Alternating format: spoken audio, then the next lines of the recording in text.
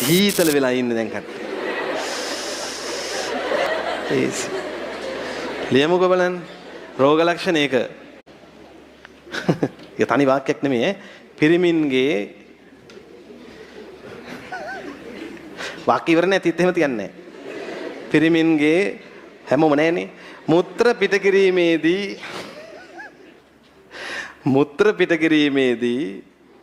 චූ කරද්දී හරි මුත්‍ර පිට කිරීමේදී ඇතිවන අපහසුතාව. ඒ කියන්නේ සිප් එක ඇරෙන්නේ නැහැ වගේ නෙමෙයි ඈ. චූ කරගන්න අමාරුයි. ඇතිවන අපහසුතාව හා දැවිල්ල. ඕකෙම්ම කියන්න බෑ ගොනෝරියා කියලා. හැබැයි ගොනෝරියා හැදුනොත් ඕක වෙනවා. හරි දැන් මේ චූ දැවිල්ල හදන ඉන්නකේ කලබල වෙන්න දෙයක් නැහැ. ඌදත් නටන්න එපා. ඕයි ටික ඉතිහාසෙ මතක් කරා නම් හරි. ප්‍රශ්නයක් නැත්තම් ප්‍රශ්නයක් නැහැනේ. අපහසුතාව දැවිල්ල. ඔව් දැන් හොයාගන්න බැරුද හිටියේ?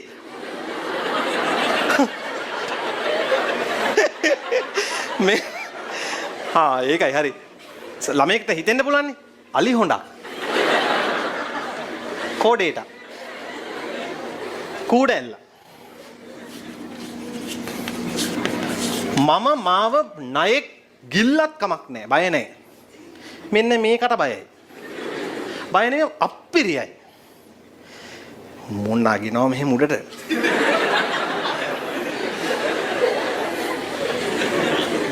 ඊට පස්සේ හොයන්න බෑනේ.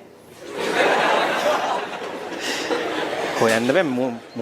මුන් පිපිරෙනවා බ්ලේ බීලා මෙහෙ මේ විතර බ්ලීඩින්. හොයලා මෙහෙම තියෙනවා. තියලා මේක අරගෙන ආයෙ හොය. ගෑනු කෙනෙක් මැරුණා. ඇයි? චූ කරන්න ඉඳගෙන. අපිට ඒ chance එක තියෙනවා.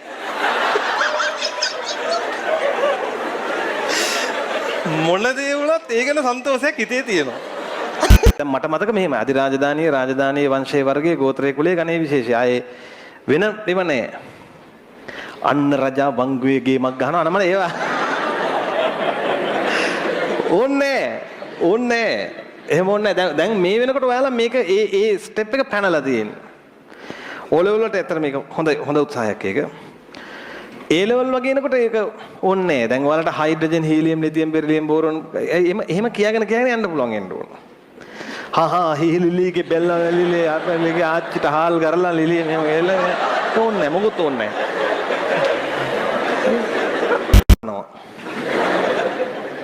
කෑම කාපල්ලකෝ.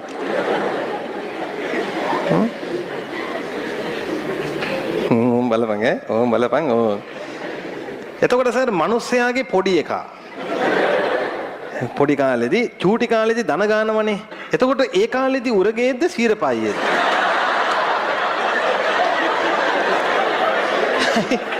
යකෝ දැන් සමහර යෝන්ගේ මහයකා බීලා දන ගන්නව නේද? එතන උරගේද්ද උ? ෆ්‍රයිඩ් රයිස් කතාවට එනවා. ඒ ෆ්‍රයිඩ් රයිස් හදනකොට කොත්තු රොටිත් ඒ වගේ තමයි. ඕවා හදද්දි රස කරන්න විවිධ ಜಾති දානවා.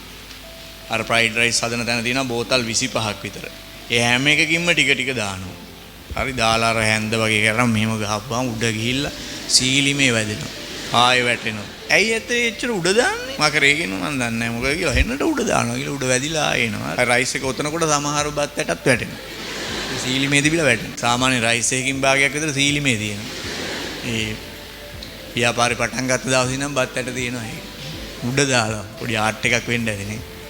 කොත්තු රොටිත් අර කොටනකොට නිකන් නේ මියුසික් එකකට මේක ගහන්නේ. ඒක අර කොටන අර මේ පිහි දෙක වගේ තියෙන්නේ. ඒ දෙක සෑහෙන්න ගෙවිලා සමහර තැන්වල. එතකොට ඒව කෑවේ කවුද? කාලයක් තිස්සේ අපි ඒවත් කාලා. MSG දානවනේ ඔකට. මොනෝසෝඩියම් ග්ලූටමේට්. ඒක විතරයි අපි දන්නේ. තව ගොඩක් ಜಾති තියෙනවා දාන්න ඒවා. දිවේ තියෙන ස්නායු උත්තේජනය කරන්න පුළුවන් කිමිකල් ලවණ වර්ග ගොඩාක් හොයාගෙන තියෙනවා. ඒතකොට දැන් ඒවා දාන්නේ ඇයි? අපි ශරීරයට ඒවා අත්‍යවශ්‍ය නිසාද? එහෙනම් ඒවා මෙතන අඟල් 6යි තියෙන්නේ. මේ අඟල් 6න් පල්ලෙහාට ගියායින් පස්සේ මොකද වෙන්නේ කියන්නේ? ඒවයින් කිසිම වැඩක් නැහැ. මේ ටික යනකම් විතරයි වැදගත් වෙන්නේ. ඒ කිමිකල් ටික දිවේ ගෑවිගෙන යනකොට නම් හැබැයි මාර ආතල් එකක් තියෙනවා. රණ්ඩකෝ මිනිසුන්ගේ ප්‍රජනනය වෙනස් වෙලා තියෙන තරම් නේද? මාර විදිහට වෙනස් වෙලා ප්‍රජනනය. ඒ විතරක් නෙමෙයි. සමලිංගික විවාහය තියෙනවනේ. ඔව් ඉන්නේ. හරි මාරාතලිය කිව්ව. මං කියලා ඉවරනකන් ඉන්නකෝ. කාන්තාවක් එක්ක සමලිංගිකව විවාහ වුණොත් එතකොට ඒ දෙන්නට පුළුවන් කාන්තාව දෙන්නගේ ඩිම්බ දෙකක් අරගෙන අර විදිහට මොනව කරන්න පුළුවන්ද? ඩිම්බ දෙක සංසේචනය කරන්න පුළුවන්. කෘත්‍රිමව කරන්න පුළුවන්. ඒ කළා ඒ හදන කලලේ අරගාන්ට ගෙනහල්ලා ඒ දෙන්නගෙන් කෙනෙක්ගේ ගර්භාෂය තැම්පත් කරන්න පුළුවන්. හැබැයි උපදින ළමයා අනිවාර්යෙන්ම ගෑනු ළමෙක් විතරයි. ප්‍රශ්න තියෙනවද ප්‍රශ්න? බලන්නකෝ කියන්න බලන්න මිනිස්සුන්ට කරන්න පුළුවන් දේවල් අනිත් අයගේ අවධානය තමන් වෙත යොමු කර ගැනීම සඳහා රැවුලක් වවා ගන්න පුළුවන්. මේ හරියට.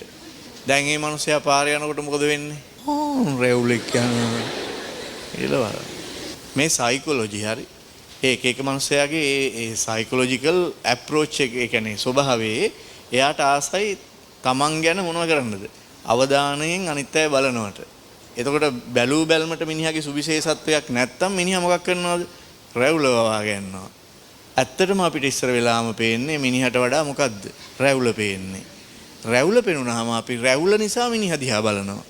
එතකොට මිනිහට පේනවා වෙනද වගේ නෙමෙයි රැවුල වැව්වට පස්සේ මිනිස්සු මොකද වෙන්නේ? බලනවා. එහෙනම් තව දිගට වවනවා. එහෙම නැද්ද? කියන්න බෑ. දැන් ඔබ බලන්න ඔබට අමතක වුණාට ඔය දැන් සමහර ළමයි ඉන්නේ ඕගොල්ලන්ගේ වයසේ ජිම් එකට යන. අර සමහර අය ඉන්නේ සකලා තියෙන්නේ. අර පාරේ යනකොටත් මෝල් ගහක් ගිල්ල වගේ යන්නේ. යන්නේ. අර කොට ටී-ෂර්ට් අඳින්නේ. කොහමද එහෙම අපිට වඩා ලොකු මාංශ පේශි හදාගත්තේ කියන්නේ? අන්න එක කියන්නකෝ මට. එතකොට හොයාගන්න පුළුවන් වැඩේ. කොහොමද හදාගත්තේ? පුදුම දුකක් විඳලා අර යකඩ උස්සලා අර තව අදිනේම මේම අදිනේම මේ කොච්චර දිනනවද නේ? හાર્ඩ්වෙයාර් එක වැඩට ගියා වගේ යාර. කො බලන්න. කවුරුත් නැද්ද පන්තියේ? ඒ වගේ ඇඟ හදාගත්ත කෙනෙක්. නැද්ද?